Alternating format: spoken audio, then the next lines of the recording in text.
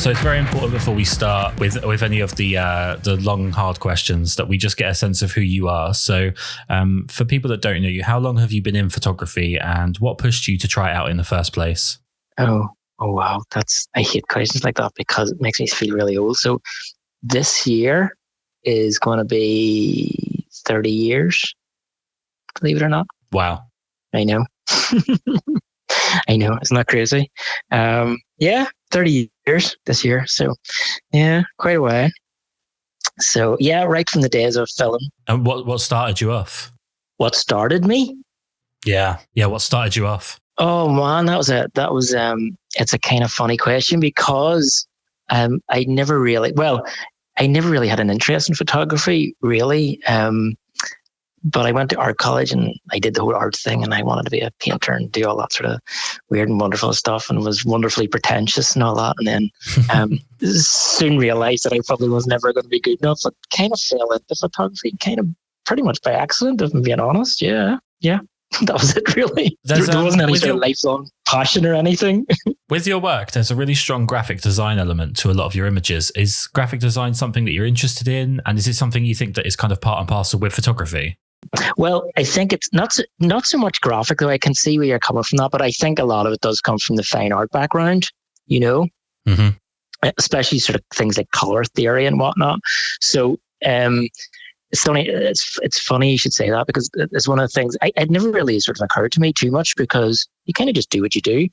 But over the last wee while, specifically, a lot of people have been asking me similar questions, and when I sort of thought about it myself, I kind of realized a lot of it does come from that art school training, Mm-hmm. Which I'm kind of really when I sort of stopped to think about it, it sort of started to make a lot of sense myself. There's so much stuff that you kind of learn that you sometimes don't even really realize at the time, and it gradually starts to filter through in your day-to-day work. So yeah, I'm kind of sort of I'm glad I had that sort of art school background. It's sort of a lot of it now you do without, because even, for example, somebody was asking me a little while ago just about a little bit about color theory and a lot of stuff with gels and how do you know what to do with what.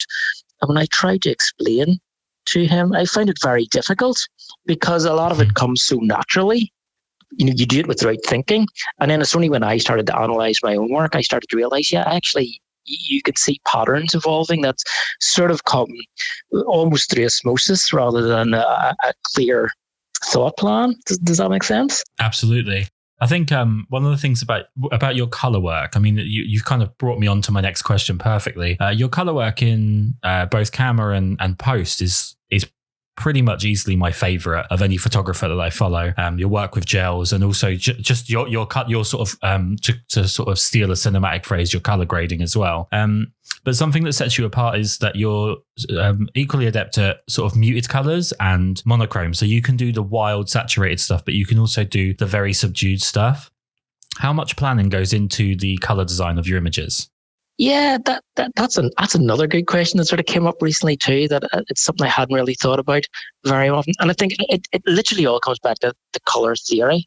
And it to one sense it doesn't really matter whether it's super bright saturated colors or more sort of subtle colors. The theory is exactly the same. So I guess to answer your question really is how do you plan that, or how much planning goes into that? Well, leaning on the last answer a wee bit, a lot of it does come almost through second nature without really thinking about it. You've done that and you've learned color theory so much that a lot of it just becomes second nature and you kind of know what works and what doesn't work. But in regards to actual, say, for example, we're talking about proper photo shoots. Mm-hmm. Well, say, for example, we're shooting for a particular brief or a particular client or a particular thing. There's a fair bit of planning goes into pretty much everything you do. So straight from the get-go, before you even get into the studio and start taking pictures, you've done mood boards and you've worked out what you need and what it's going to look like and how you're going to light it. And if you're using gels, what particular mix of colors you're going to use. So pretty much that takes a lot of the guesswork out of it, which I quite like. So, some shoots can be a couple of days planning. Some shoots can take weeks of planning. And sometimes it's necessary because, say, for example, if somebody books you for a day and they need this amount of stuff done, you can't really wing it. You kind of have to have a plan in place. So that's important.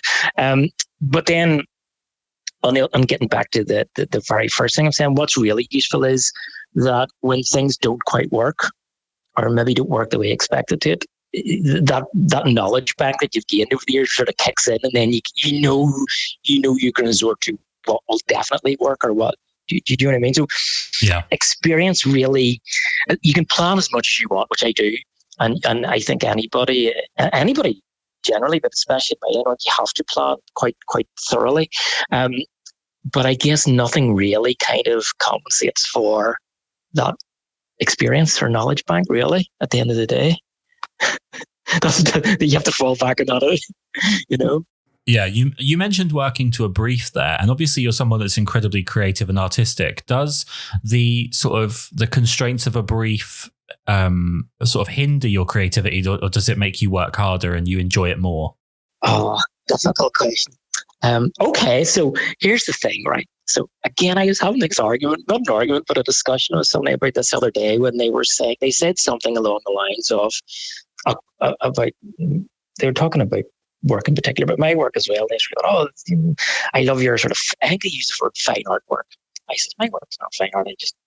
I'm just a paid tradesman who comes in and does a job to a brief. And he's going, no, that's talking nonsense. Like, no, I'm actually being serious. I'm not being flippant, because you actually do. Because in my line of work, I very much do work to a brief. Now, what the client does, he pays for my extra bit of creativity or input. And depending on the client, you can really take that to the next level. Mm-hmm. But there's lots of times you really do have to stick within fairly tight guidelines, and especially if it's for a commercial process where it's going maybe into a magazine or a brochure or some sort of, even a lot of web stuff. There's a particular format that you have to work towards. And I actually, believe it or not, I kind of like that to some extent. Now, this is where it comes down to working with other people. Now, I like working with other people. But a lot of times, again, in the commercial world, a lot of shoots, though not all, you'll have, I suppose, what's called an art director. And the thing is, you'll get good art directors and bad art directors. A good art director is brilliant because it takes so much weight off your shoulders. Do you know what I mean? Mm-hmm. So if they're very clear in what they want, it actually makes your job super easy, because you can take that set of instructions or that brief, put your little twist on it, produce really great work. The problems really arise when you get a woolly brief or something that's not clear.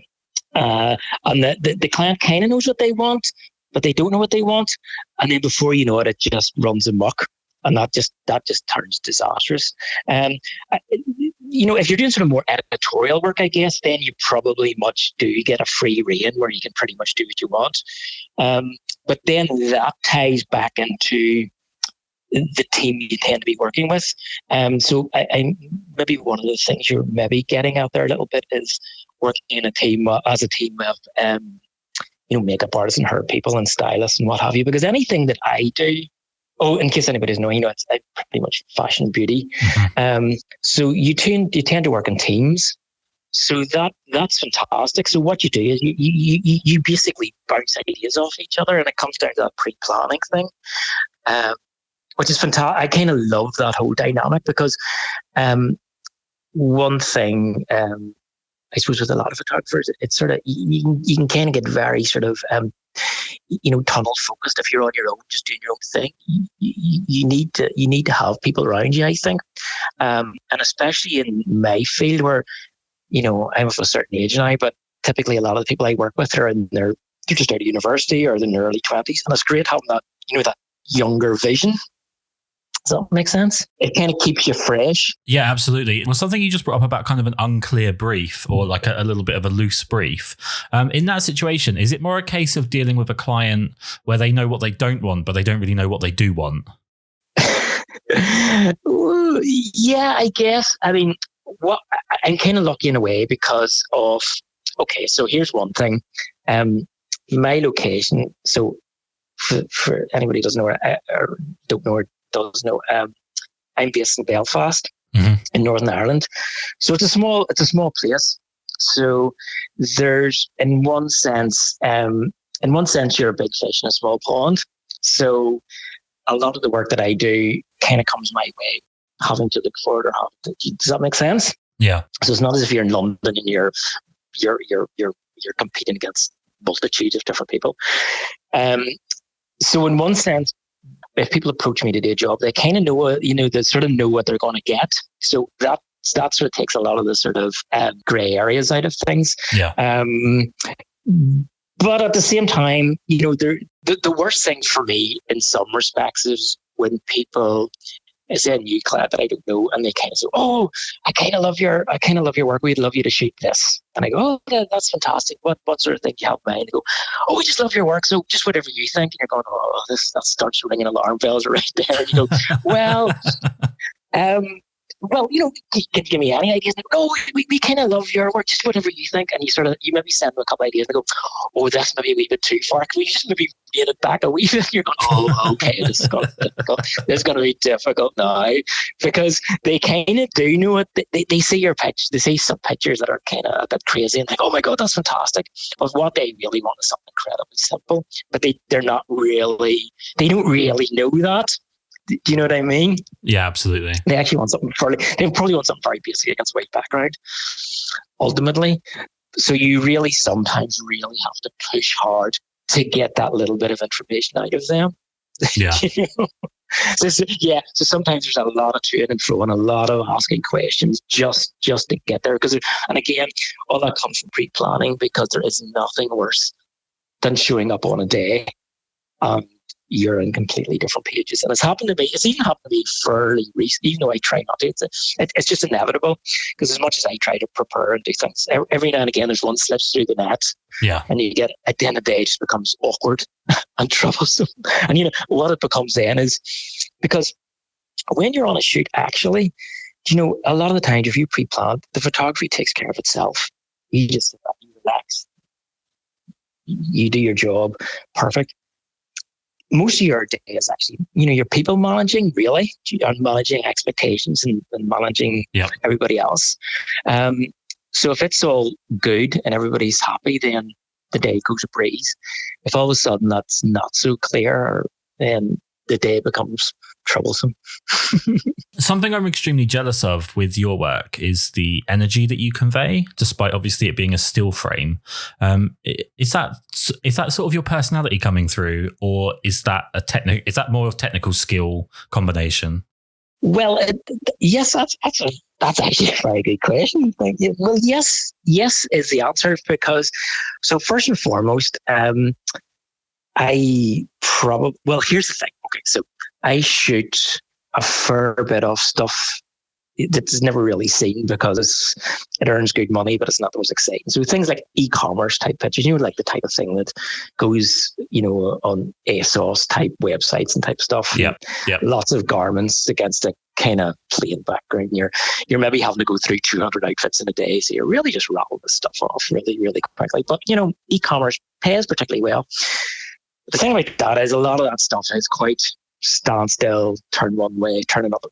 It's camera's just stuck on a tripod. You're really just churning that stuff out. So it's fairly mundane, and uninspiring, but it's great. It's actually those are the gigs that probably pay more money than anything else. But anyway, I digress. The problem. So what I try to do in my kind of more when I do have a wee bit of a loose rein, if you will, I go to great effort to kind of make everything look more dynamic. So as much as possible, when I'm working with models and stuff, I always take them decide to.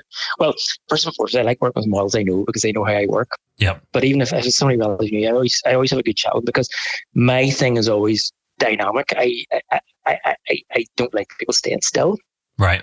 Because I want to create that mood of motion or dynamism, or do you know what I mean? Yeah. So I go to great lengths to kind of make sure there's energy and movement. Now that's not always to do just directly with the model. A lot of my work as well is you're slowing down the shutter speed, you're creating drag, you're creating movement. So to me, that's that's really important. That, again, it depends what you're doing. Obviously, I'm probably talking slightly more about my personal taste rather than what I do on a day-to-day basis. But whenever possible, yeah, I really try to create that dynamism and mood. So to a certain extent, it comes from direction, and it does come from energy and mood.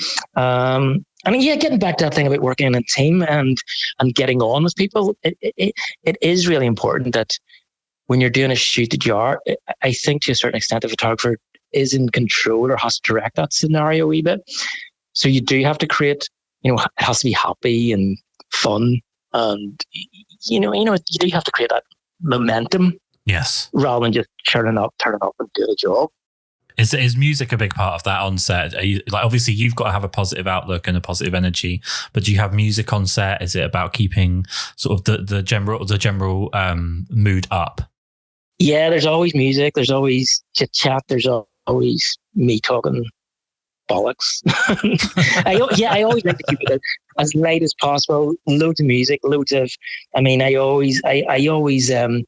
Again, if you're dealing with clients, for example, if it's a particular client, you do have to give them, their place and their respect and whatnot, and really make them comfortable. But once you get on set, that's sort of my area. So hopefully that all the bits and pieces are cleared up by the end, and then once we're on set, really that's me and the model. Do you know what I mean? That's our space and our time. That's where we need to create energy and mood and fun and atmosphere.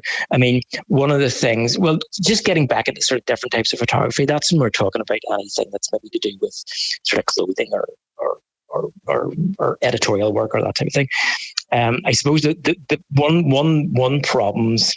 of the problems a wee bit with certain types of photography is that it has to be so precise. Like, so for example, I do a lot of hair work. Now, hair is a different ballgame altogether, because that's like you click a picture and then it has to go on screen and has to be analysed to make sure that I find that difficult. And beauty works a wee bit like that too, where you kind of lose automatically. You kind of lose that energy because you're literally taking a frame.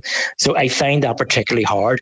So you sometimes have to work even harder, to keep the model relaxed, keep the mood going, But it's horses for courses, You kind of, again, doing stuff like hair, for example, there's no point in me just rattling off a load of stuff and then it's not right. You have to deal with the client once again. But there's always ways around things, Oh, absolutely. So with your fashion work, you often use wide angle lenses to, in my opinion, create like a sense of height and dominance of the subject.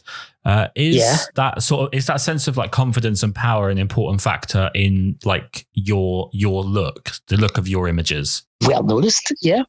Actually, do you know what? I kind of it's a funny one, Matt, because if you go back a wee while, I tended to like shooting sort of wider. I like to shoot with lots of different angles, but I do like shooting wide. And then for a little while, I kind of shot a lot of stuff on just prime lenses, 85mm and stuff. And to be honest, I kind of got bored with it. Right. So more recently, the last few years, I've kind of been shooting pretty much everything on a 24-70, if I'm being honest. Because I like that thing where I can come inside if I need to, but a lot of times I can shoot at 24 or 35. I sometimes even shoot wider than that. But yes, I kind of like, there's two things I like. I like the fact that you can sometimes get that slightly odd distortion, which is, I suppose if you're doing maybe beauty pictures, is kind of incorrect, but a lot of times it kind of goes more with that flow and dynamism thing, where you're kind of creating something that's slightly unusual or slightly, if a viewer looks at it, there's something slightly odd but still kind of cool. Do you know what I mean? Absolutely, yeah. You're creating something that the eye doesn't see. Yeah. So I kind of like that idea generally. But when it maybe comes to maybe I'm wrong, but maybe the point that you're coming from. About sort of making things look sort of slightly. A lot of times I photograph. Mostly I shoot women and girls and whatnot. And I've got this thing where I do like making. I hate things that sort of, I like girls and women to look sort of strong. Does that make sense? Even if it's in a kind of very odd or sort of crazy sort of scenario, I still like them to look as if they're. I hate the thing where people look vulnerable or over sexualized or over provocative. Does that make sense? Yeah, absolutely. So I like sometimes that thing where you're shooting up and it kind of makes them look sort of more powerful or more that sort of thing. I guess a lot of stuff comes from my first inspiration when it came to photography was a lot of photographers from the 70s. So if you look at a lot of the fashion photographers in the 70s, so it's this very sort of strange era. And as much as you had like uber sort of glam sort of models, but sometimes they're put in these sort of odd scenarios or odd situations. And there's something about that that I really, really, I kind of loved. It sort of stuck with me when I seen them. And then when you look at sort of more recent photographers, somebody like Miles Aldridge, do you know this fellow? Oh, yeah. He doesn't really do so much of the wide stuff, but it's that scenario where he puts these sort of very glamorous looking women, but in sort of unsettling or unusual scenarios. And I kind of like he juxtaposes them quite well. Yeah, so I kind of like that idea of you've got this beauty and glamour, but there's something slightly jarring or odd about it. So I've always liked that sort of feel about my pictures when I can put that input into it. I kind of like that rather than shooting something very sort of straight on, or I don't like shooting things that look, say, over provocative or that type of thing. So it's a funny one. But it's again, you're making me say there's a lot of these things again. It sort of does come slightly. It's not always 100% completely deliberate, or there's a deliberate. It does sort of come from kind of within. Does that make sense? One thing I've noticed with the way your Instagram is set out is that you are, because obviously a lot of people do images in threes, or they'll do the thing where they'll split an image up so that it's over like 6 images, which I always think looks really stupid. But one of the things that you do is you have so every other image is part of a set. So you've got these sort of intertwined sets, and then it creates like diamonds across your, if you look at your feed in a kind of wider sense. Is that like, do you have like a bit of an obsessive attention to detail? Sometimes, yes. Yes, I do. Well spotted. There's things I can be incredibly lazy about. There's things I can be incredibly OCD about. So yeah, I guess there's a few people who've remarked upon that. Again, it's something I didn't automatically think about. It's just something that's kind of happened, and then you kind of stick with it because it kind of looks okay. Does that make sense? Oh, I really like it. I think it's a really cool way to do it. I've not seen anyone else doing it like that, so I really like it.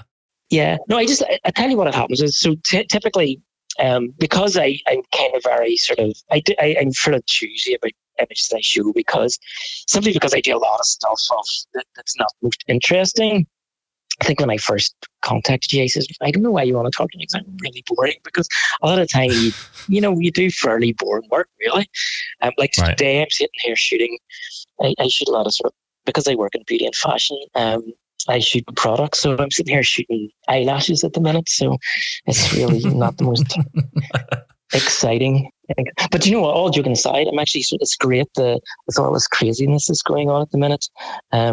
That I'm sort of kept busy shooting this type of thing, which is stuff I don't particularly enjoy that much. But it's great that you're kept a little bit busy. But yeah, at the moment, anything that kind of keeps your mind off of sort of the general world scenario is always a good thing, because I think especially for creatives at the moment, this is a really difficult time, because you tend to be really frustrated and climb the walls the second you can't just do what you normally do and go out and create something. Yeah, I must admit it is frustrating, because getting back to the Instagram thing about the stuff with the stuff, I tend to just show the stuff that I kind of like. I'm not one of those people who believe in sort of just throwing up everything up there. That's why sometimes people are surprised when I say I shoot quite a lot of product, because nobody ever sees it. But get back Instagram, because I only show what I want. I do have that extra luxury of being able to curate it a little bit more stringently, rather than just throwing up random kind of stuff. that make sense? Yeah, oh, absolutely. I've seen, I saw a demo of yours at the 2018 photography show. I think it was for Pixar Pro. And I was, one of the things that I was kind of blown away by was a lot of demos that you do see at photography shows are safe, to say the least. Like it's a very simple setup. It's very safe. It's a lot of people being absolutely staggered that an octabox can produce light. Whereas yours was actually like you produced images that I would see in your portfolio. Is it difficult to put something together like that for demoing in front of that large of a crowd? And is it hard to demo it in front of that large of a crowd?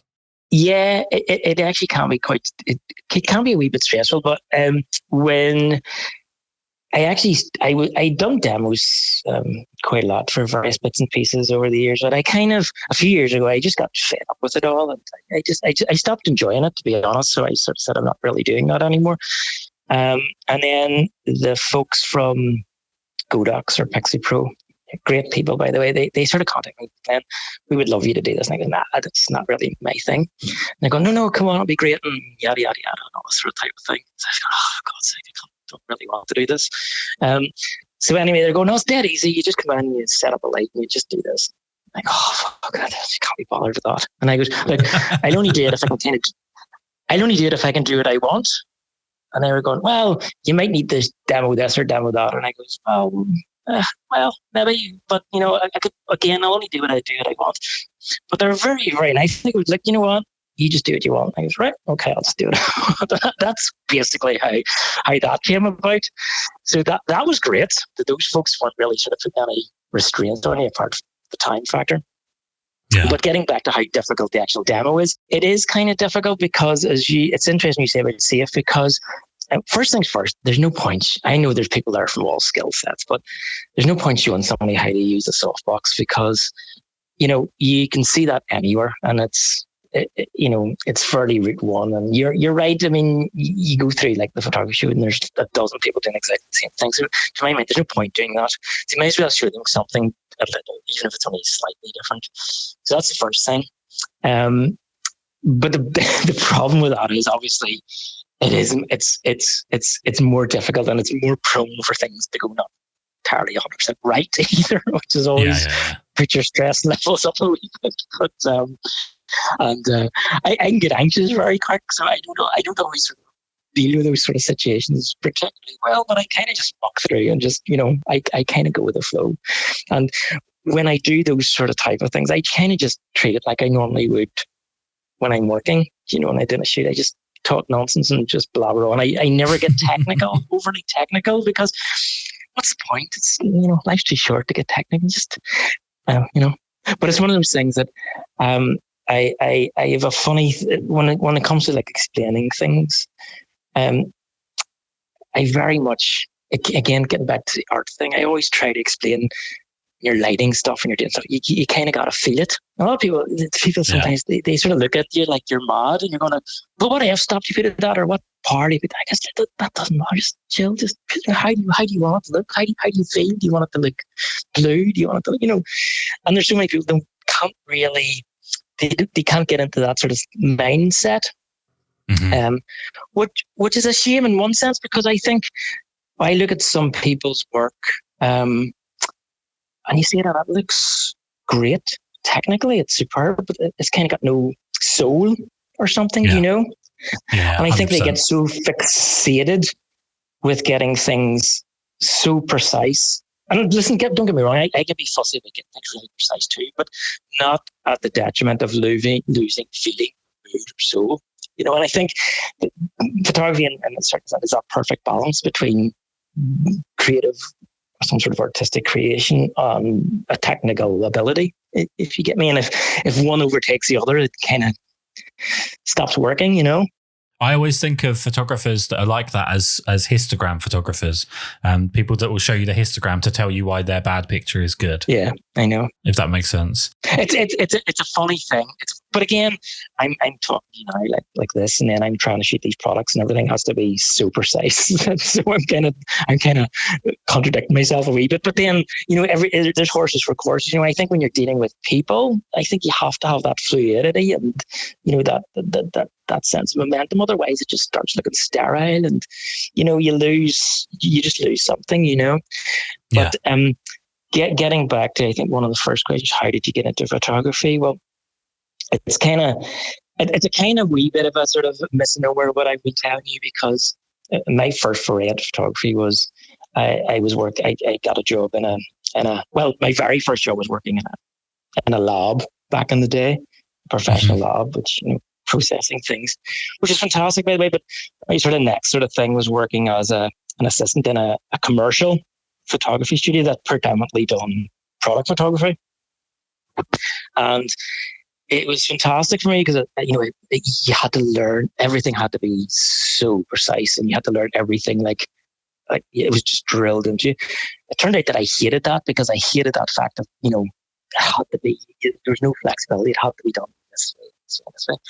But there was a reason you're shooting 5-4 cameras, and you're maybe only shooting 3 photographs a day on your set. You know what I mean? It was so everything was so expensive, and I ended up leaving that because I hated it so much. But looking back again, it taught me so much. It taught me that technical knowledge that it's like that old adage, you can't, it's like you can't break the rules until you know them.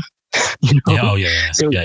So there's, even though I'm kind of a little bit flippant and say like, oh, don't worry too much about that, all that technical stuff has been driven into me, that I suppose I do have the luxury now of bending all those rules, if that makes sense. If we could change gears a little bit, I wanted to ask, in your opinion, what makes a great model? A model? A great model, yeah. Oh yeah, somebody can put up on my shit, pretty much, or listen to my bad jokes. Probably is the right answer. No, all joking aside, number one, this is a funny area, because you will get models here that they're brilliant at what they do. They will turn up, they'll be super professional. You need to give them very direction. They just get it, job done, no problem. But it gets into that role sometimes of being slightly sterile. Now, that works very well for, I see those e-commerce things, for example. You don't have that luxury of directing people. They need to be there. You've got 200 outfits to get through. There's a few models here in my part of the world who are just brilliant to do that. It just makes my life easy. And they're great models, full stop. But I think the best models are probably the ones that you have a little bit of rapport or some sort of a little bit of a connection or vibe with. Do you know what I mean? Yeah. So it doesn't necessarily mean that they're amazing looking or even amazing thing, but if you have got that, you can actually create or bring things out. You can bring out the best, and they can bring out the best in you. So it's almost like I guess a sort of muse type scenario is, and that's why there's some people I really, really like to work with. And, if a job comes up, I'd probably always recommend them. They mightn't suit what the client's looking for, or they might not, in which case that's their call. But there's definitely people I like. And you probably noticed that when you see my thing. There's people who, if you look at my Instagram, there's people who repeat quite a lot, because they're the people I kind of like working with. Does that make sense? Yeah. So I think it really does come down to sort of personality. Now, there's always going to be people here are just generally better than others, regardless. But I think a lot of it comes down to just being comfortable in your own skin. If you're comfortable, you're happy in yourself. You're not trying to be. That comes across on camera, and it helps if you're getting along with somebody, and you can, it all kind of works together. I actually kind of like working with newish models too. Simply because they've maybe not picked up any sort of bad ideas or bad habits, or do you know what I mean, or being sort of too perfect or too professional. And you can kind of get into a wee sort of vibe with them. Sometimes it doesn't work. They're very stiff or very wooden. But again, that usually comes from they're not being 100% comfortable in themselves. But I think a lot of it, when you say what makes a good model, I would flip that question around and say, a model's only as good as a photographer. Whether you're working with a model is kind of neither here nor there to one extent, because whether you're working in fashion photography or portraiture or whatever, you're working with people, and the best, whether it's a portrait or a fashion thing or whatever, the best pictures are the ones where the photographer get something from that person, or bring something out of them, or see something that somebody else doesn't do, or can interact with them. Does that make sense? Oh yeah, 100%. And I think because I've seen people, and they'll work with the same model as me, and they'll say to me after, and they go, "That model was terrible." You're going, "What do you mean that model was terrible?" And then I maybe spoke to my lover, and they're going like, the camera's on tripod, and they didn't even speak to me, and they didn't give me so you only get out as much as you put in, as well as a photographer, Yeah. So that's the way I look at it too. And again, there's a kind of double-edged sword in this one too, because location plays a big part in it too. Because where I am, there's a very small pool. And so sometimes you do have to go out looking for, or finding people, or working with people, or inexperienced people. But again, that just pushes you that bit more. Do you know what I mean? Yes. So I kind of like that. And I over the years, I've done stuff in Manchester, I've done stuff in London, and we've hired an agency models. And they're the most beautiful, amazing girls who work with big campaigns. They're just fantastic. But again, there's always that slight distance or kind of coolness, because they're just they're being paid to do a job, and they're turning up, and they're professional. Do you know what I mean? So there's a slightly different thing between a very professional model who's great, and maybe getting into that muse territory where you're kind of totally on the same wavelength with somebody. Oh yeah, I couldn't agree more. So I think if you can get into that area, I think you've kind of got it sussed. But that takes time, personality, and just whatever. It doesn't just happen overnight. I'm going to ask you a terribly broad question now, so I do apologize, but we've kind of been in this ballpark the whole time where you've spoken about art. So should photography carry some kind of message, or can it simply be just an enjoyable aesthetic art form? No, I think the most important, there's lots of different types of photography. So I would never say to anybody that it has to be like this, or it has to be this, or it should be like that, or it should be like that, because different types of photography has their own merits. And ultimately, the author, or the photographer, or the artist, for that matter, they're the author. It's up to them to portray what they want to portray. As far as I'm concerned, and we're probably delving into we're definitely delving into the area of fashion and beauty. I have to admit it myself, it's an awful superficial world. Mm-hmm. Your kind of job is to create an altered reality. You're not shooting realness, if that makes sense. So in one respect, you can be creative, super creative with lighting and stuff. But if you're getting into what was your sort of phrase? Is it a sort of artistic-y type merit or something?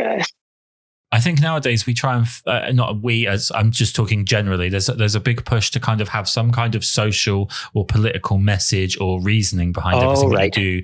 You're either pushing some form of general consensus or another, or that there is a point to the image that you're taking beyond it just being a really well executed technically and emotionally sort of put together photograph. As far as I'm concerned, and this is just talking for me, this is not generally, because I know there's people who do work like that, that is fantastic. But for me, it is purely the aesthetics. And again, the last thing I ever want to do with my work or my MG is to make a kind of statement or go down that route, because it's just, number one, it's not that I don't think it's valid. It's just not for me. The only thing I suppose I would get back to what you said earlier, subliminally or purposely, or whatever way it happens to be, I always try to make girls or women not look over sexualized or that sort of thing. So I suppose that would be a statement of sorts. But apart from that, it really is just making things that look beautiful, making things that look. That's my goal. Make things not to have some sort of story or agenda. It doesn't work for me. Well, I think this day and age, it's so abundant that people either create things purely with the intention of pushing one agenda or another, or they tack on an agenda onto something they've created just for the sake of seeming sort of socially aware or political or whatnot. It just frustrates me. I just like good art, and if you actually look back in history, probably the era. I mean, this is obviously a huge thing, and I'm not in any way qualified to make this statement, but I think the real strongest days of art in history have always been when sort of logic wasn't the first priority of the art form, when it was more a case of sort of spirituality or soul, or it was, religion or whatever. It was more about feeling than it was about sort of logistics of it. Absolutely. I mean, one of my favorite, if you're getting into sort of art world, my favorite periods, either German Expression or the Fauves movement. Mm-hmm. And there was a political background to that because it came out of fascist Germany and whatnot. And they were sort of rebelling against it a little bit. But it was just all about movement and color. And there was no, when you looked at the actual pictures, you couldn't tie that down to sort of any political ideology unless you kind of researched a little bit. The actual imagery in front of you was just crazy bold colors, movement. Do you know what I mean? And that's what drew people in. So again, any sort of messages was very, very, very diluted or subliminal. There was nothing in your face that were trying to make a point that directly. Does that make sense? So and again, I suppose if you really ask me, again, that's kind of where I would be going from, because I don't it's not somewhere that it's an area that I don't always feel very comfortable in, that type of. I mean, I've been asked, in certain things and campaigns, do you think that I don't get involved because not for me. Something I'm trying to do with the podcast at the moment is to just introduce as many people as possible to new work, to new artists, to new photographers or whatever, to kind of keep people inspired at a time when it's obviously quite difficult and most people are just sinking into terrible Netflix series. So who are your favorite photographers? I should have actually read some stuff down, because I hate this question simply because, number one, there is so many. There's so many that it's even hard to keep. It's hard. It's like if someone says to me, "What's your favorite album?" Like, oh Jesus, that changes every day. It's an impossible question to ask. But I suppose if you're going to tie me down, if you're not to tie me down, I mean, it all depends. I mean, obviously, where I'm from, it is pretty much typically in the fashion world. So you're talking about Stephen Mazzell, Stephen Klein, those guys. We talked about Miles Aldridge. If you're going back in the 70s, there's a guy called Kris von Wagenheim. I think I pronounced that right. The kind of usual suspects, I guess. The Tim Walker exhibition in London recently was just unbelievable. But wow, it was just too many. And you know what? I kind of Paolo Roversi's another one. Fantastic. I kind of, do you know what? I kind of see pictures all the time. I get multiple magazines, and I'm blown away every time, because you'll see stuff coming through and go, oh my God, that looks amazing.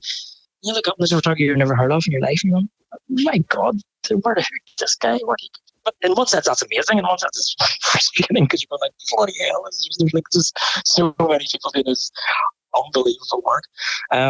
But yeah, typically what I would do, instead of maybe, apart from maybe those few people I've mentioned, and there's many more like them, I spend a fortune on photographic books, on magazines. Best thing is just get some regular, if you're into sort of fashion and beauty anyway, get some regular magazines or used magazines and just see who's taking the pictures, because unbelievable stuff out there. That's perfect. I want to make sure that everyone knows where they can find you on social media and online and whatnot, where they can see your work. So could you just give me your links? Okay, it's just the Instagram. It's just Glenn Norwood. Glenn spelled with 2 N's. And then Norwood, so there's sort of 3 N's floating about there somewhere. That's kind of it. I'm on Facebook too, but here's the thing. I kind of very much keep to myself. I'm the world's worst self-promoter. I kind of don't really do much or get out there much. I kind of like to keep things really quiet. And yeah, people can find me. They can find me. If they don't, they don't. You know what I mean? I've made sure that plenty of people have found you in the past, and I think this is going to bring a lot more people towards you. Like I say, I've been following your work for years. I'm an enormous fan. So thank you so much for taking the time to talk to us. Oh, thank you. I hope it wasn't too boring. It was maybe slightly boring, but not too much, I hope.